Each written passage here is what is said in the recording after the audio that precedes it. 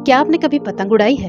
अगर नहीं तो उड़ते तो जरूर देखी होगी, और वो भी खास तौर से 15 अगस्त को, क्योंकि ये वो दिन होता है जब भले ही पूरे साल पतंग ना उड़े, पर इस दिन तो जरूर ही उड़ाई जाती है। इस दिन के करीब आते ही हर साल लोग देशभक्ति के रंग में सराबोर होने लगते हैं। देश के कोने कोने में एक तरफ जहां तिरंगे की चमक नजर आने लगती है, वहीं पतंगबाजी भी इस दिन की तैयारी में एक खास परंपरा की तरह निभाई जाती है। अगस्त की आमद से पहले ही चारों तरफ पतंगों का बाजार गर्म होने लगता है। लोग कई दिन पहले से ही पतंग उड़ाना शुरू कर देते हैं। लेकिन 15 अगस्त को तो बच्चे हो या बड़े, औरत हो या मर्द, हर कोई पतंग उड़ाकर पूरे जोश खरोश के साथ आजादी का जश्न मनाता नजर आता है। सभी लोग अपने घरों की छत पर आकर इस जश्न का मजा लेते हैं। आसमान में पतंगों का मानो तांता सा लग जाता है और हर तरफ रंग बिरंगी तो कहीं तिरंगा छपी पतंगे ही दिखाई देती हैं। लोग एक दूसरे की पतंगे काटते हैं, कटी पतंगों को लूटते भी हैं और काय पोचे के नारे लगाते हैं। छतों पर लोग पतंगबाजी के साथ साथ जोश से भरे देशभक्ति गीतों का भी भरपूर मजा लेते हैं। कोई पतंग उड़ाता है तो कोई उसका मजा लेता है, लेकिन शामिल सब होते हैं इस परंपरा में। और हर तरफ नजर आता है केसरिया, सफेद और हरा रंग, यानी तिरंगा, हर भारतीय की शान।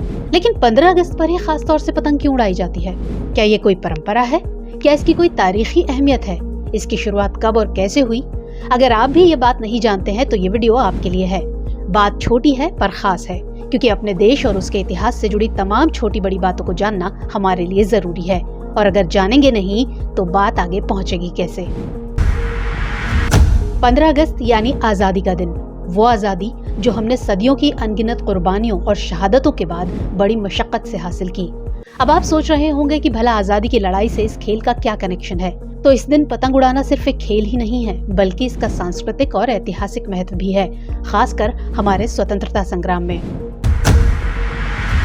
देखा जाए तो पतंगबाजी भारत के अलग अलग हिस्सों में हमेशा से ही एक परंपरा रही है, लेकिन 15 अगस्त से इसका क्या कनेक्शन है? तो आज 15 अगस्त पर पतंग उड़ाना भले ही बड़ा मजेदार, खुशियों भरा और जश्न का मौका हो, लेकिन इसकी शुरुआत ऐसी नहीं थी।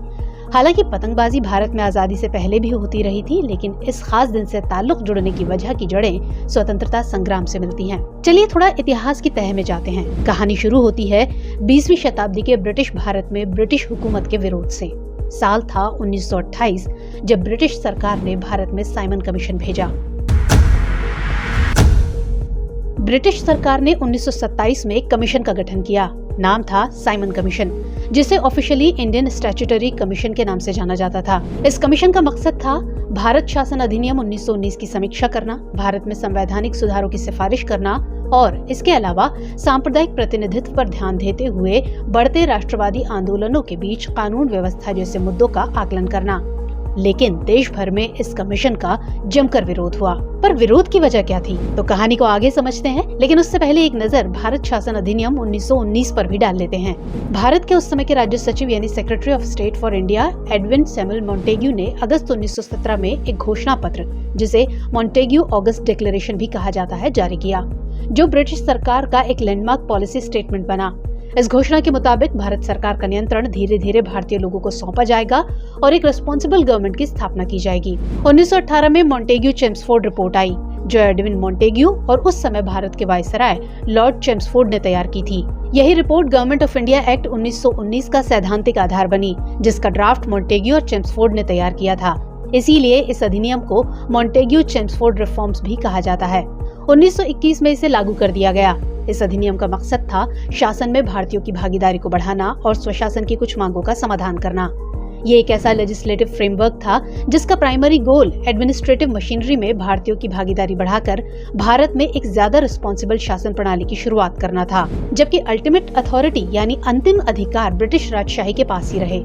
इस अधिनियम ने कुछ लिमिटेशंस के साथ प्रांतीय स्तर पर एक द्वैत शासन प्रणाली या ड्यूअल गवर्नेंस स्ट्रक्चर और एक ज्यादा समावेशी लेजिस्लेटिव फ्रेमवर्क कायम किया। चलिए अब वापस आते हैं साइमन कमीशन पर। तो यहाँ तक तो बात ठीक थी, लेकिन सवाल है कि आखिर आयोग का भारत में विरोध हुआ क्यों? असल में मामला बिगड़ा आयोग के मेंबर्स को लेकर, और यही प्रोटेस्ट की वजह बना। दरअसल कमीशन में कुल 7 सदस्य थे, लेकिन सभी के सभी ब्रिटिशर्स। सर जॉन साइमन आयोग के अध्यक्ष थे। अब जब बात भारतीय शासन में सुधारों की हो रही थी और इसके लिए एक भी भारतीय सदस्य उस आयोग में न हो, तो विरोध तो होना ही था। कमीशन में भारतीय प्रतिनिधित्व की कमी के चलते लोगों ने इसका खुलकर विरोध किया। फरवरी 1928 में जब ये कमीशन बम्बई पहुंचा तो वहां इसे व्यापक जन आक्रोश का सामना करना पड़ा। विभिन्न राजनीतिक गुटों ने विरोध प्रदर्शन किए।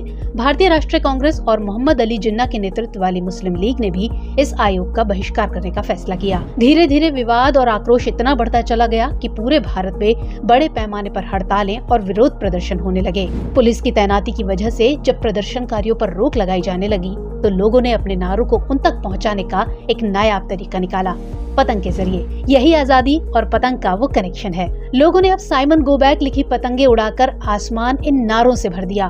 वो भर भर कर पतंगे लाते, उन्हें कटवा कर अंग्रेजों तक पहुंचाते ताकि वो उन्हें पढ़ सकें।